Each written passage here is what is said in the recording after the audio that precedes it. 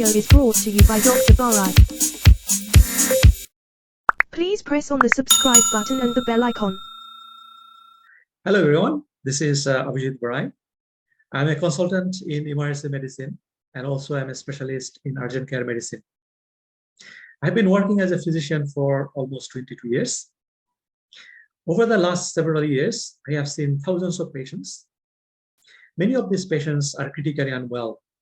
We have seen lots of cardiac arrest and periarrest scenarios. In cardiac arrest and periarrest scenarios, one of the important aspects is to identify the ECG rhythms.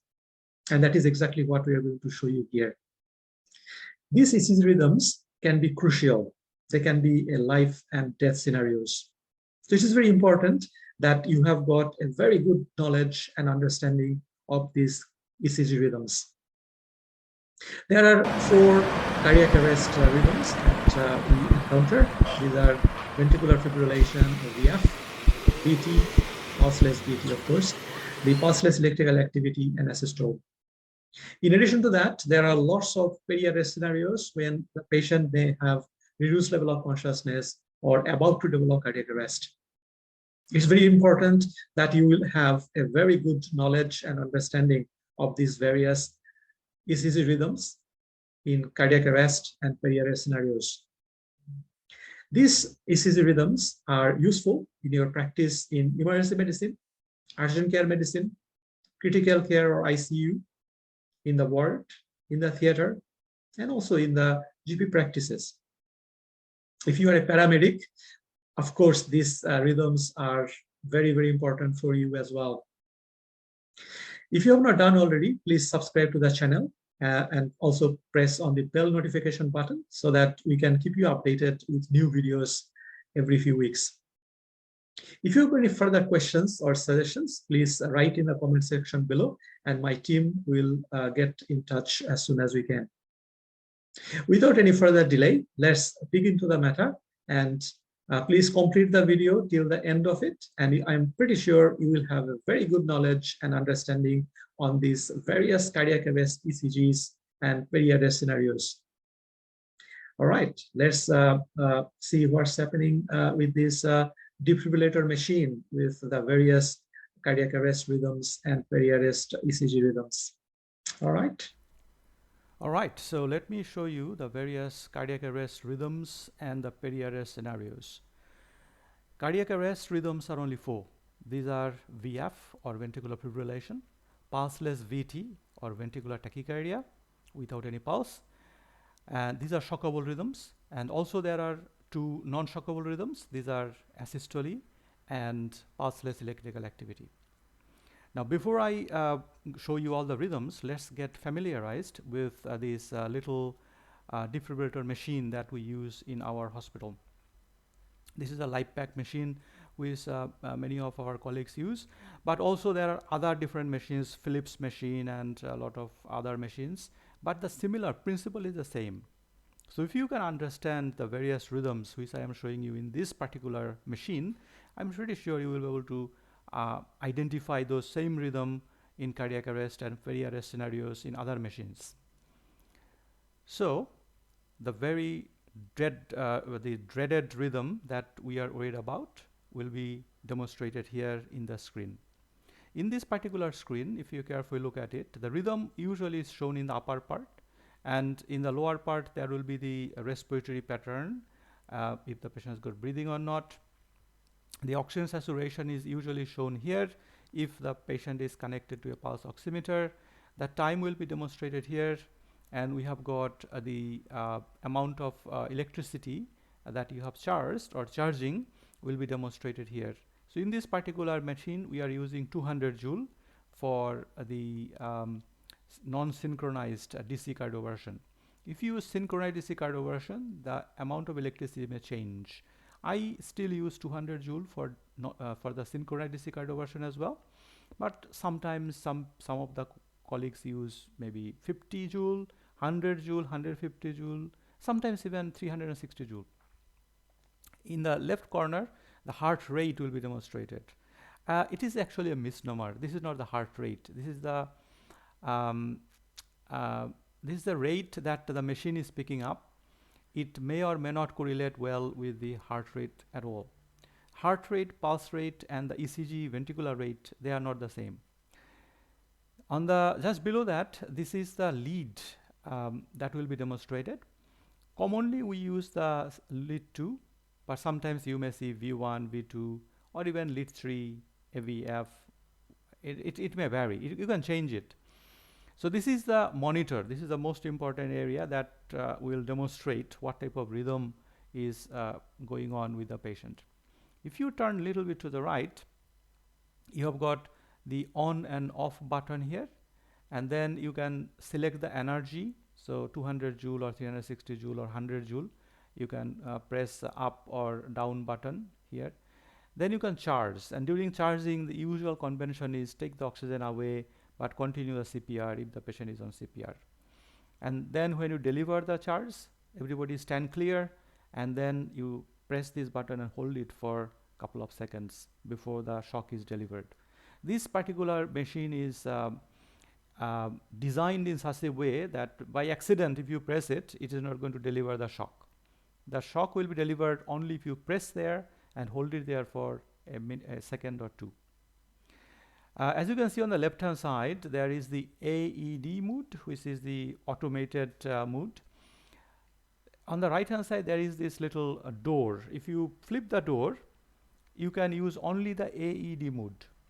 But as a senior clinician, I prefer using the manual mode, and I use this side. And then if you want to do the synchronized DC cardioversion, for example, in case of the AF or atrial fibrillation, you can use you press the synchronize button, and then you press the same way, charging and delivering the shock.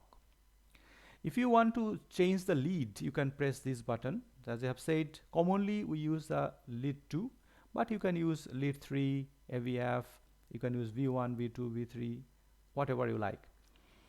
And the amplitude of the ECG, that can be changed by pressing this button as well. Some of the patients might need transcutaneous pacing, and that can be done by pressing this button here.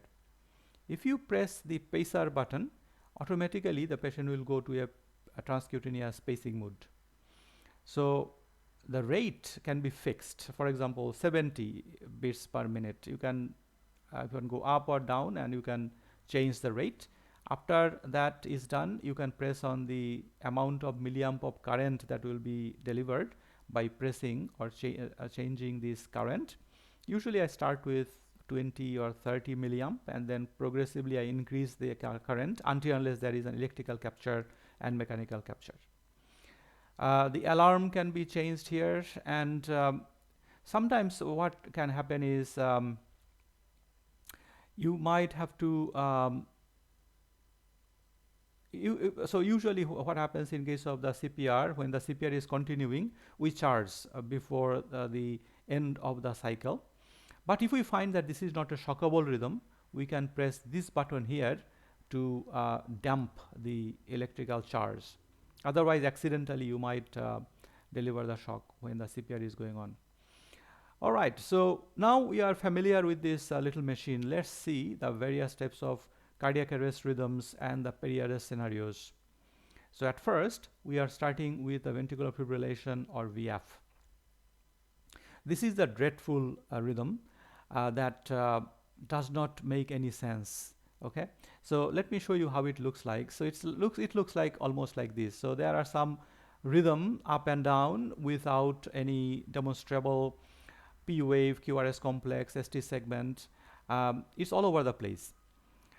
Sometimes it can be because of artifacts. So before you jump into the VF, make sure that it is a true VF, not the pseudo VF or the false VF. All right. So obviously this is a shockable rhythm. So without any further delay, we will go straight to deliver the shock. Obviously this patient is already charged. This machine is charged already, so we'll deliver the shock. And it depends. Most of the time, what I find is that the shock can work.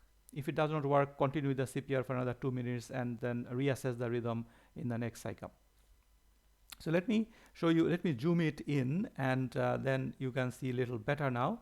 So as you can see, these are all over the place. Initially looks like it is possibly a VT, but later it becomes bizarre looking Qrs complexes. Actually, you cannot see the Qrs complex. It's all over the place. And that is the VF, ventricular fibrillation. So if you see this type of ECG pattern in the defibrillator machine, you will never forget. This is VF. This is a shockable rhythm, and I will deliver the shock.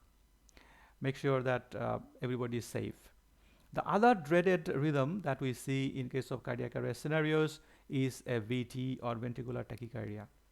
Now there are two types of VT in correlation with the patient. When you look at the VT, feel the pulse, check the blood pressure. If it is there, that is all the VT with a pulse. Their management is completely different. But the cardiac arrest scenario is when there is a pulseless VT.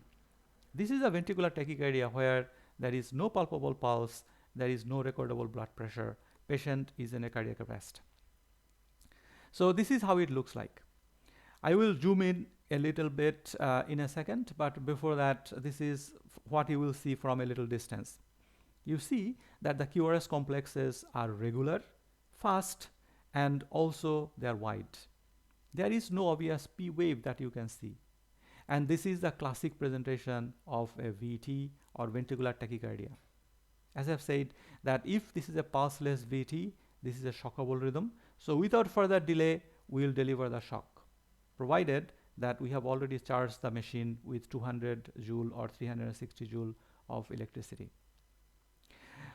When you deliver the shock, shout and make sure that everybody stands clear and all the safety measures are done before you deliver the shock. Let me zoom in so that you can see it a little better on the screen. So once again, you can see that the Qrs complexes are wide, regular, and very fast. By definition, the ventricular tachycardia is when the ventricular rate is more than 120 beats per minute. If the same rhythm is there, but the rate is below 120 beats per minute, but above 50, then we will call it accelerated idioventricular rhythm, which is not a shockable rhythm.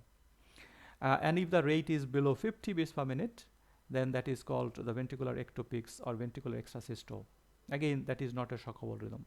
The only shockable rhythm is if there is a pulseless ventricular tachycardia with a ventricular rate of more than 120 beats per minute.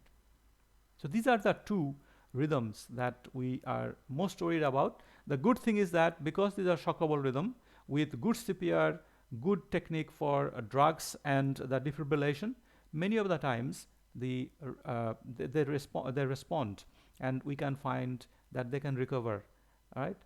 They can regain their consciousness, and what we call a ROSC can be achieved. In many patients, you will find asystole, and asystole is basically there is no electrical activity in the heart, and obviously there is no pumping effect of the heart, so the blood pressure will be non-recordable, no palpable pulse, and you need to continue with CPR and give adrenaline in every alternate cycle. From a little distance, you will find this type of rhythm in the monitor of the defibrillator.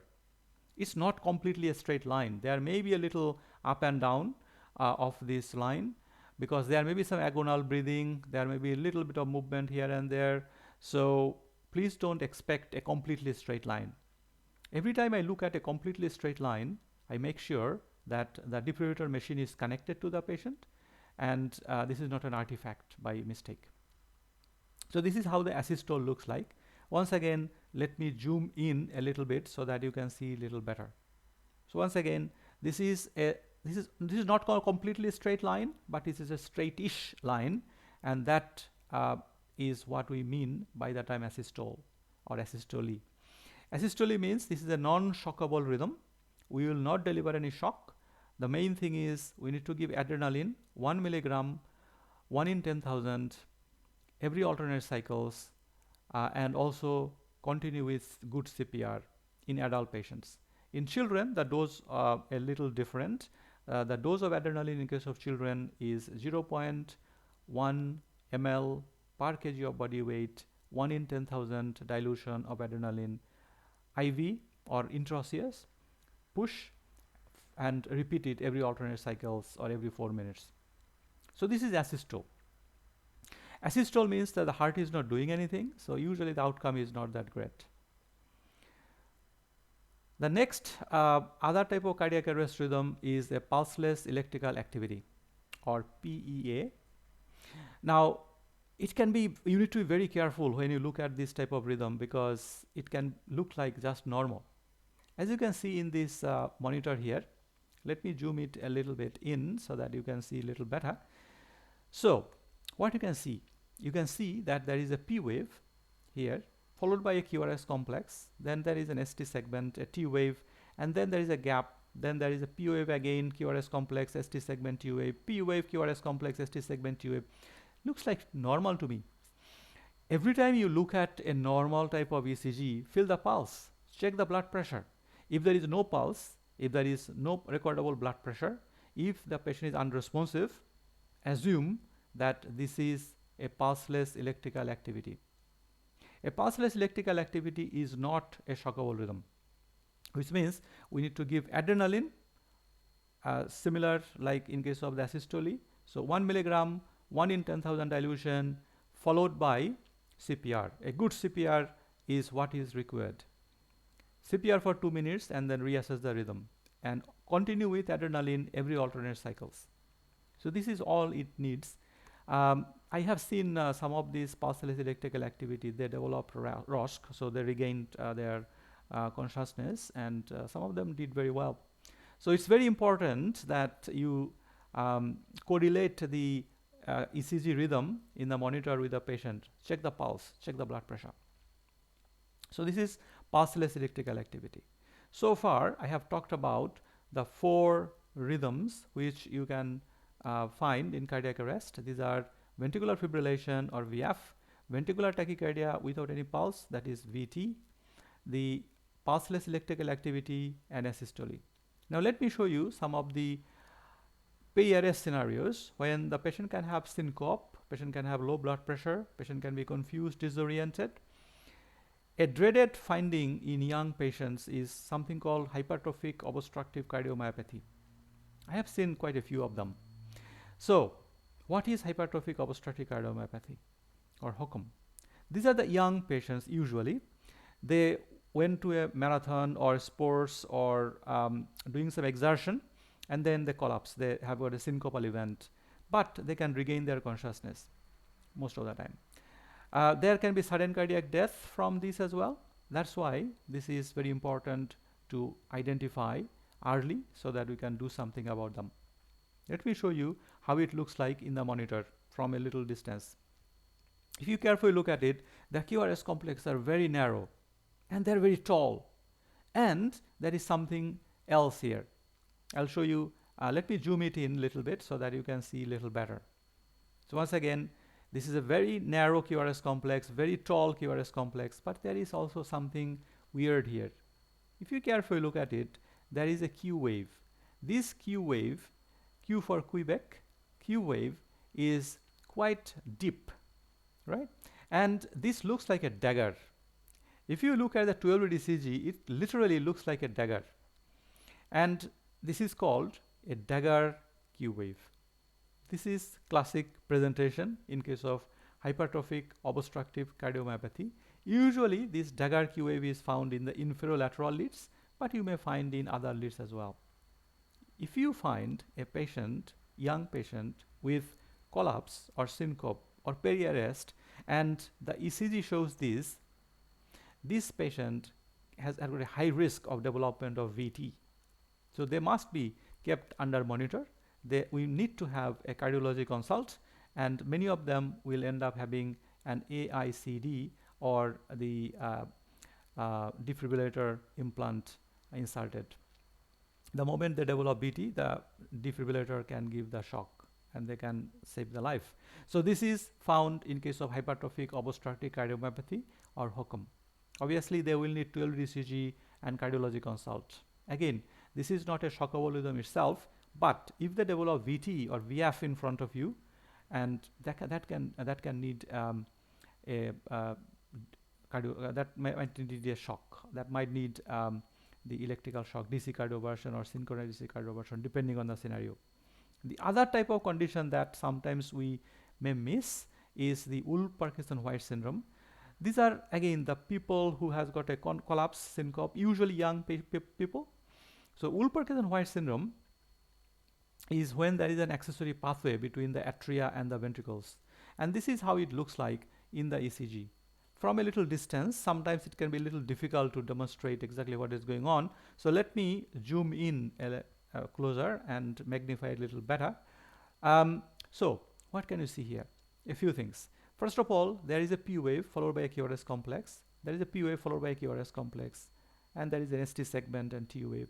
P wave followed by Qrs complex. What is different? What is unique here?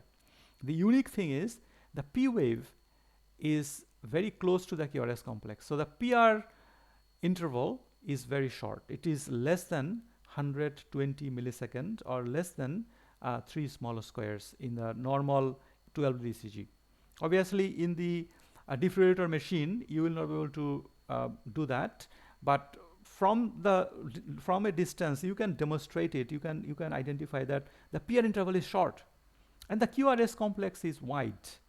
And the first part of the Qrs complex, for some reason, this is called the delta wave. Sometimes it can be a little weird, little dented, and that's called the delta wave. So there are three things here. Number one, the PR interval is short. Number two, the Qrs complex wide. And number three, there is a delta wave. If you find this is Wolff-Parkinson-White syndrome. There is an accessory pathway between atria and ventricle, and that is responsible for this type of presentation, bypassing the atrioventricular nodal delay. All right. Is it a shockable rhythm? No, this is not a shockable rhythm. This is usually they don't have the cardiac arrest or periarrest, but they can have a syncopal event in front of your eyes. They can have the BT or VF in front of your eyes, and these are the patients you must not give in conventional terms. Do not give any beta blocker, calcium channel blocker, digoxin, or adenosine, because that can block the atrioventricular pathway, and then the accessory pathway will take the predominant role, and they can develop the antidromic conduction, and if there is supraventricular rhythm, that can be life-threatening, and that can be shockable if there is the supraventricular tachycardia with antidromic conduction through the accessory pathway. Okay, let me show you something interesting, and I have seen many of them, many of them. This is called electrical alternance. What is it? Let me show you how it looks like on the monitor from a little distance, and then I am going to zoom in and make it a little bigger so that you can see it better. So what is the rhythm? Sinus rhythm. What is the rate? It's the fast rate. There is a sinus tachycardia. So there is a P wave followed by a Qrs complex, P wave followed by a Qrs complex, P wave followed by a Qrs complex. So there is a happy marriage between the P wave and the Qrs complexes, but there is something weird here. If you carefully look at it, the P wave is short here, then the tall Qrs complex, a short Qrs complex, a tall Qrs complex. So this tall, short, tall, this is called the electrical alternance. Electrical alternance can happen for a number of reasons, but in the emergency department, we are more worried about the cardiac tamponade or a pericardial effusion in that matter. If you do an echocardiogram in this patient, very likely that this patient has got a pericardial effusion and the heart is moving side to side within the pericardial sac, and that is when the Qrs complexes can be short and tall and short and tall and short and tall and so forth. They can again be, it can be a life-threatening condition, and I have seen quite a few patients, they needed emergency pericardiocentesis to save their lives.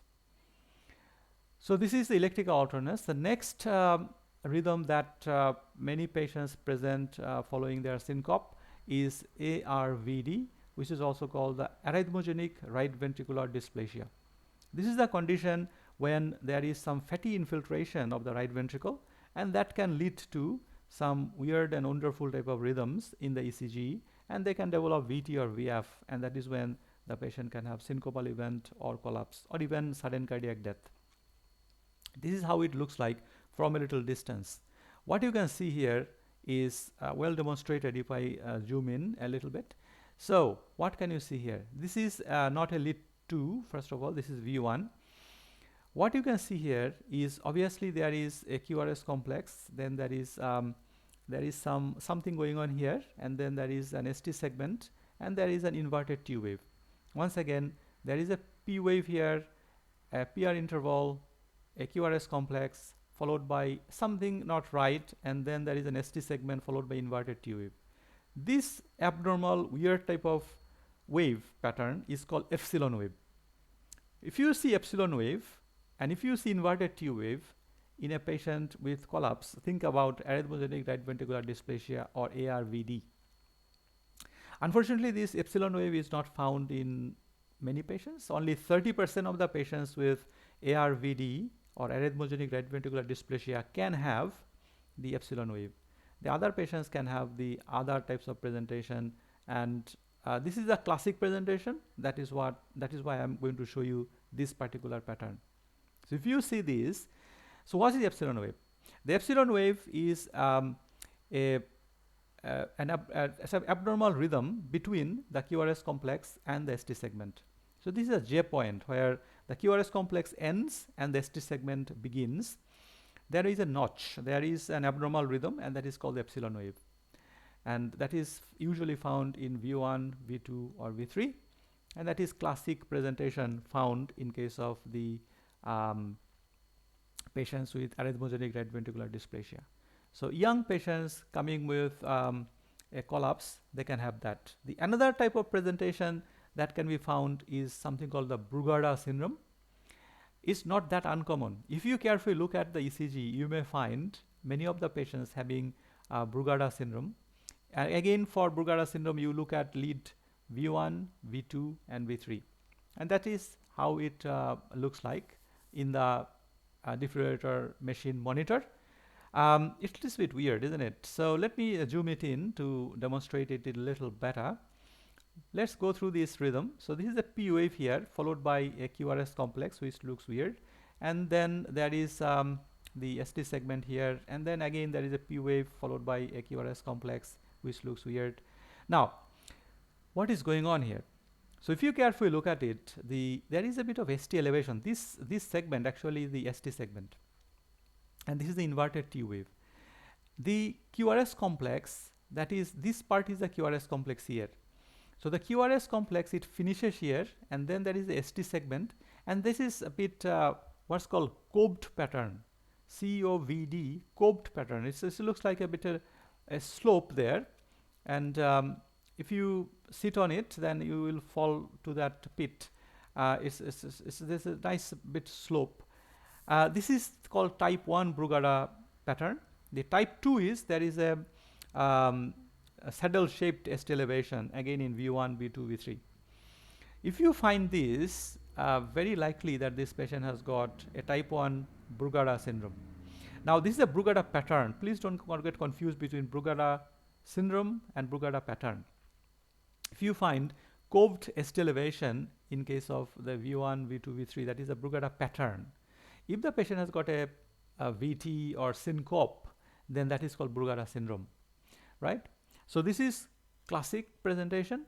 Very likely that the patient will have normal GCS, but if you find that the GCS is low or unresponsive, very likely that this patient is going to not do very well, maybe VT or VF. And so it's important that you keep the patient connected to the monitor because they are in high risk of development of life-threatening dysarrhythmias.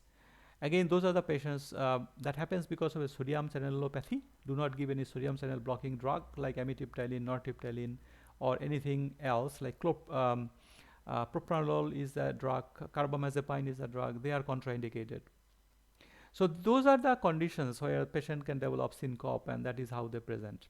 Let me show you a complete heart block or the third degree atrioventricular block. These are the patients. They can present in different ways. They can have palpitation, they can have syncope, they can have collapse, they can have just some weird type of presentation like chest pain, shortness of breath, not feeling very well. That is a common presentation with complete heart block.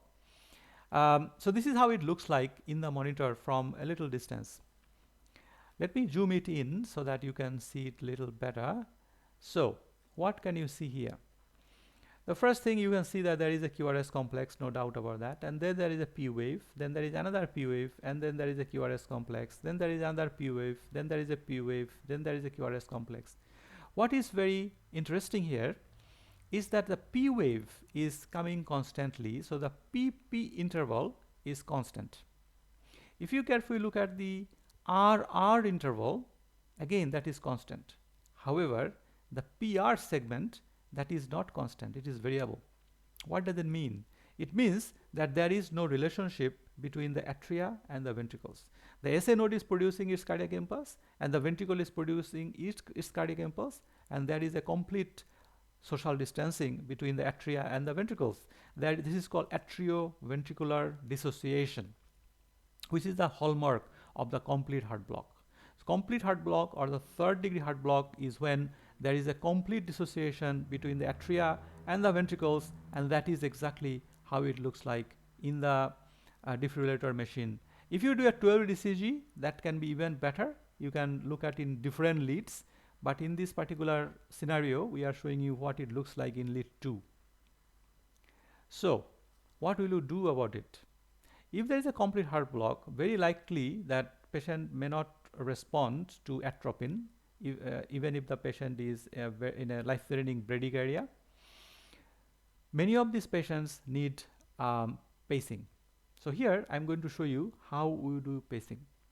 Pacing needs to be done in a monitored environment, for example, in the resuscitation cubicle in the emergency department, or in the theater, or in the cath lab, or in the CCU or ICU. So this must be in a monitored situation when all the equipments for the airway support, ventilatory support, and the circulatory support are there. So this is how we do. At first, we confirm that this is a complete heart block or a third degree atrioventricular block. Put the pads, I prefer anterior-posteriorly if there is no other contraindication. Then you need to make sure that the patient has got consent and sedation is given.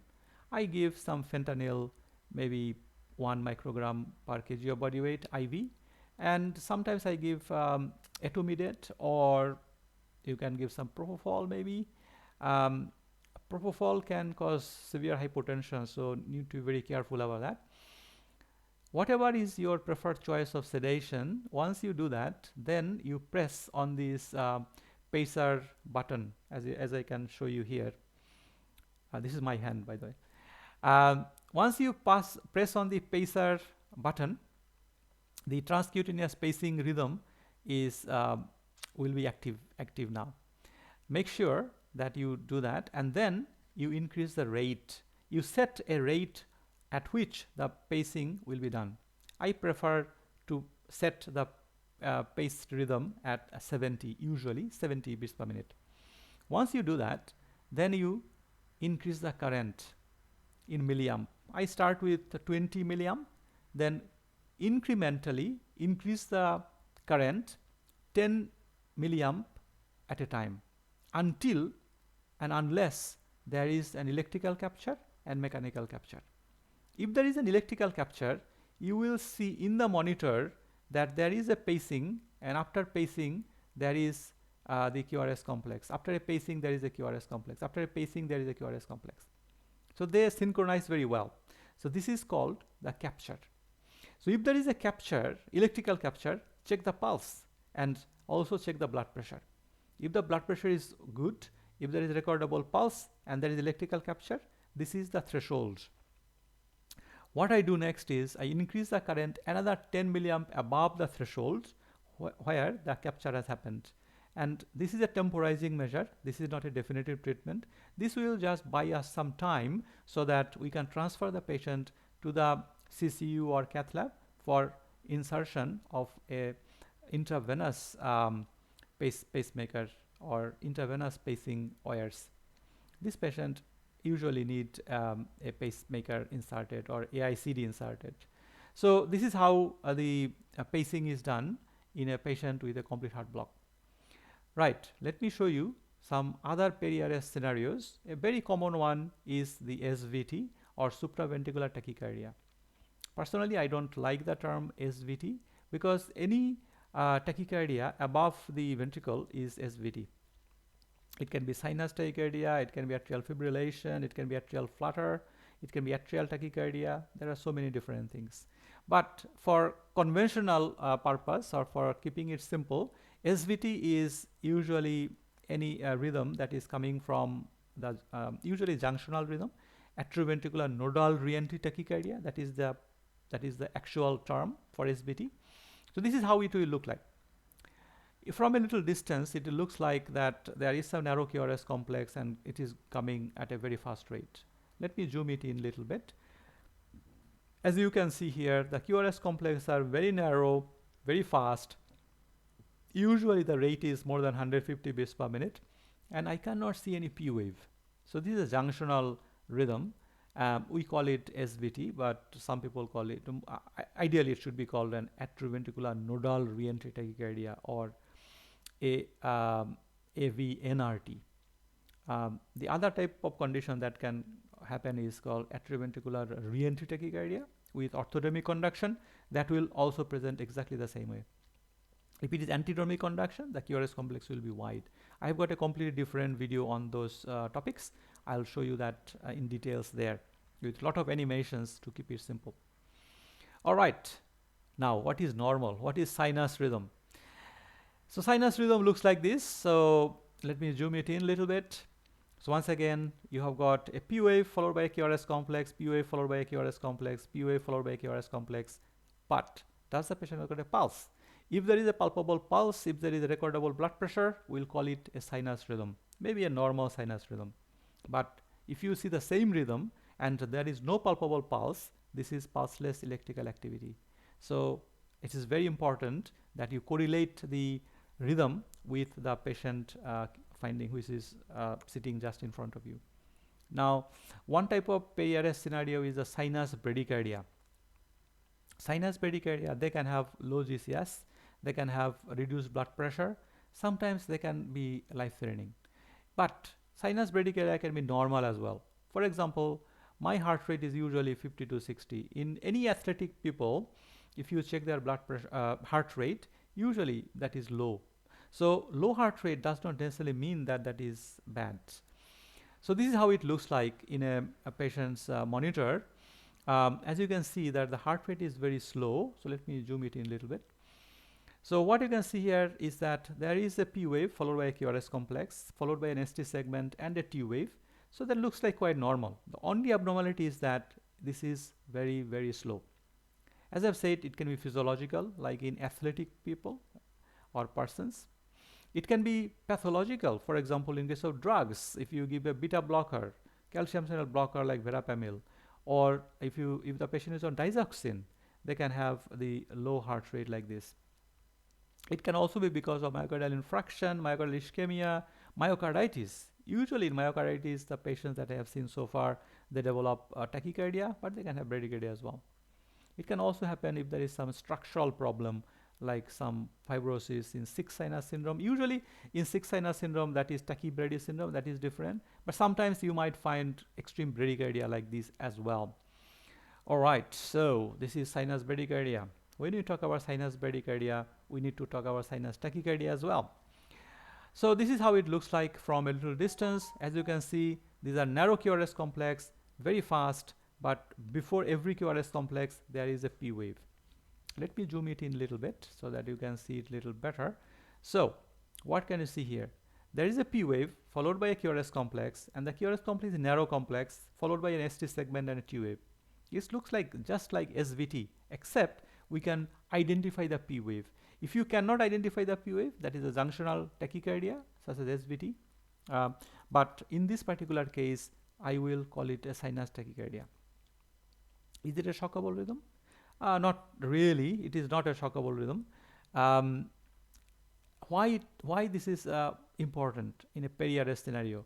Most of the patients in periarrest scenario, you will find sinus tachycardia. They can have hypotension, they can have hypovolemia, they can have pain, they can have hypoxia, they can have a lot of other different issues. Pulmonary embolism patients, they can develop sinus tachycardia. That is the commonest type of ECG pattern that you will see. So if you see sinus tachycardia, take it seriously, because this can be something very serious going on underneath. Now, first degree heart block or first degree atrioventricular block, let me show you how it looks like. Let me zoom it in a little bit so that you can see it better. So you can see that there is a P wave followed by a QRS, there is a P wave followed by a PR segment, then there is a QRS complex, then there is an ST segment, then there is a T wave. If you do a 12-lead ECG, you can measure, but if you just do an eyeballing of this in the monitor, you see that from beginning of P wave, that is somewhere here, to the beginning of the QRS complex, which is somewhere here, the distance is quite long. Ideally, it should be more than 200 milliseconds or 5 smaller squares in the conventional ECG rhythm, and that is first degree heart block. Will you be worried? Well, the commonest type of first degree heart block is physiological, like in athletes, but also it can happen because of the drugs that I have told you, beta blocker, calcium channel blocker like verapamil or diltiazem, digoxin. It can also happen because of myocardial infarction, myocardial ischemia. It can happen in case of the myocarditis, structural problems like myocardial fibrosis. There are so many different causes. What it necessarily means is that at the atrioventricular node, there is a prolonged delay, and that can be for number of reasons: drugs, ischemia, infarction, inflammation or infection, mechanical causes, electrolyte abnormality like hyperkalemia, and structural problems. So this is first degree heart block or first degree atrioventricular block. Most of the time this is physiological. Now let's talk about the second degree heart block. There are two types, Mobius type 1 and Mobius type 2. I always get confused, so I always look at these pictures. So this is how it looks like. So let me zoom it in so that you can see it a little better. So what can you see here? Let's go through this in a systematic way. So first of all, there is a P wave here followed by a QRS complex. Then there is ST segment T wave, and then again there is a P wave followed by a QRS complex, and then there is an ST segment T wave. Then there is another P wave followed by no QRS complex. So this is non-conducted P wave. So what is happening here is, if you carefully look at it, the PR interval is progressively prolonged, followed by a non-conducted P wave. So there is a P wave but no QRS complex, because that P wave did not pass through the AV node to the ventricles. If there is a progressive prolongation of the PR interval followed by a non-conducted P wave, we call this the Mobius type 1 second degree atrioventricular block, or just say Mobius type 1 block. That's good enough. Is it important? Oh yes, this is important, because they can cause syncope, they can cause bradycardia, they can cause, rarely they can cause complete heart block. It can be because of some drugs that I told you about, beta blocker, calcium channel blockers, digoxin. It can be because of myocardial infarction, ischemia. I have got a complete different video on the Mobius type 1 and Mobius type 2 block. You can watch them to get some more information about that. We need to talk about Mobius type 2 block when we talk about Mobius type 1. So what is Mobius type 2? The Mobius type 2 block looks like this. So it is similar like Mobius type 1, except there is no progressive prolongation of the PR interval. Let's go through this in a systematic way. So there is a P wave followed by a QRS complex, ST segment T wave, P wave followed by QRS complex, ST segment T wave. Then there is a P wave followed by nothing. So there is a non-conducted P wave here. If you carefully look at it, unlike Mobius type 1, the PR interval is constant. There is no progressive prolongation of the PR interval. This is Mobius type 2. Mobius type 2 is worse than Mobius type 1, because Mobius type 2 can lead to a complete heart block, and that can cause syncope, that can cause even death. So we need to be very careful about the Mobius type 2. Mobius type 2, usually I get a cardiology consult for pacemaker. If the patient is already on a beta blocker or calcium channel blocker, withdraw those tablets and give some alternative medications. But many of them need a pacemaker because of their high risk for development of complete heart block. Let me show you atrial fibrillation, which is very common in the emergency department, urgent care settings, in the GP practices, in the ward, in the theater, in the ICU. Now, atrial fibrillation or AF usually is picked up in a 12 ECG because most of the patients are stable. What happens if the patient is brought into the resuscitation cubicle and patient is hemodynamically unstable? They can have a low blood pressure, low GCS, they can have pulmonary edema, they can have chest pain, or they can have myocardial ischemia. This is how it looks like from a little distance. So let me zoom it in so that you can see it a little better. What can you see here? First of all, we can see that the Qrs complexes is all over the place. It's irregular. Sometimes the rate is very fast. For example, if you look at it here in this area, the rate will be 200 beats per minute. Sometimes it is not so fast like here. The rate here, the ventricular rate may be 120 beats per minute. But the RR interval is irregularly irregular. That is a hallmark of atrial fibrillation. Why I am showing you this? Because some of the patients may be in resus following their syncopal event or periarrest scenario. Many of them may need a synchronized DC cardioversion. So how you do synchronized DC cardioversion? This is how I do. At first, I make sure that I take the consent from the patient and patient is anticoagulated. And also I get a cardiology consult. If the patient is already known to any particular cardiologist, I inform them and get their opinion as well. The times when I do the synchronized Dc cardioversion is if the patient is hemodynamically unstable. For example, systolic blood pressure less than 90 millimeter of mercury, if they have got chest pain, if they have got pulmonary edema, if they have got reduced level of consciousness. The other times I do it if the patient is symptomatic. For example, patient have got feeling very lethargic, and this is the onset is very short onset, so it has started say 12 hours ago, and patient is anticoagulated. The synchronized Dc cardioversion is similar to that what we do in case of the cardiac arrest, except that this is synchronized. If you don't press on the synchronized button, then this can be a life-threatening problem. So make sure that you take the consent, give some sedatives, for example, some etomidate or some fentanyl, maybe a bit of propofol, and then you press on the synchronized button. And once you do that, you charge the machine, sorry. Usually I go for 200 joule, and then I deliver the shock, make sure that the oxygen away and everybody stands clear and it is a safe environment to do so. I always do it in the resuscitation cubicle. And this is usually, most of the time, this is effective, and it makes so much huge difference to the patient. They clinically feel well, and they can be discharged from the emergency department itself. They don't need to be admitted. So this is synchronized DC cardioversion in a patient with atrial fibrillation. So this is a periarrest scenario sometimes, and that is why I am showing you here.